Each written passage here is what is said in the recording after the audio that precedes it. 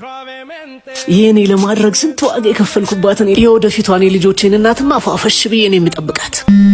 አልጋህንም ፏፈሽ ወይዬ የኔ ፍቅር ሶሪ መምጣት አልችልም። እነማማ አይመጡም። ጩጮ ደግሞ ብቻውን ነው። ሰው ለሱ ምግብ መስራት አለብኝ። ፕላስ አብሮት የሚያደርሰው የለም። በጣም ሶሪ ውዴ። ባርኮት አትልፈስፈስ። ለችግር ቴንሽን ሳይሆን ሶሉሽን ፍጠር አላልኩም? የምትፈልገውን ለማግኘት ምንም አይነት ዋጋ መክፈል አለብህ። አለቀ። ምን ልታረግ ነው? ጩጮውን አገናኘኝ። አቤት ቤቢዬ እንዴት ነህ? አትጩ ፕሊዝ፣ ቀስ ብለህ አውራ። እሺ ቤቢ፣ ዛሬ እኔ ጋር ስራ ስላለባት ኬክ፣ በርገር ምንድነው የምትፈልገው? እኔ ላምጣልህ። እሺ ጥሬ ነገር ይሁንና ከዳዊትና ከሳኛ አድርግልኝ።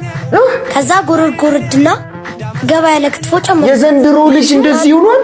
እሺ ለምትፈልገው ነገር ዋጋ ክፈል ባርኮት።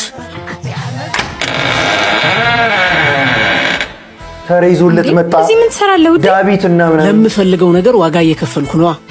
ቤቢ ያው ለጥሬ ለክትፎ ለጎረድ የሚሆን ቆንጆ ስጋ አምጥቼልሃለሁ። በቃ እንሂድ ማሪ። እሷ ከሄደች ማን ይሰራልኛል? ሼፍ አምጥቼልሃለሁ። እሺ ማን አብሯቸው ያድራል ታዲያ? ያው ጥበቃ አምጥቻለሁ። ይሄ ሁሉ ለአልጋ ጨዋታ።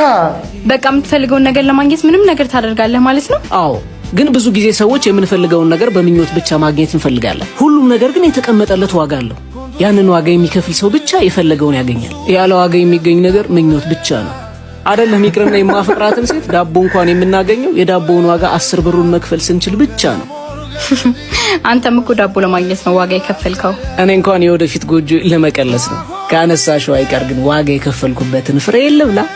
እንተኛ። ፍሬ ልብላ አለና እንተኛ። እኔ በጣም እየገረመኝ ያለው ነገር ሰዎች በጣም ቀይና በጣም የሆነ ዳርክ ስኪን ከለር ሲኖራቸው ማች እንደሚያረጉ ነው አሁን ኖቲስ እያረኩኝ ያለሁት። ባርኮት አሁን ከዚህች ልጅ ጋር እንዴት ማች እንደምታበቃ እኔ ልንገርህ። እሷን አግራጎን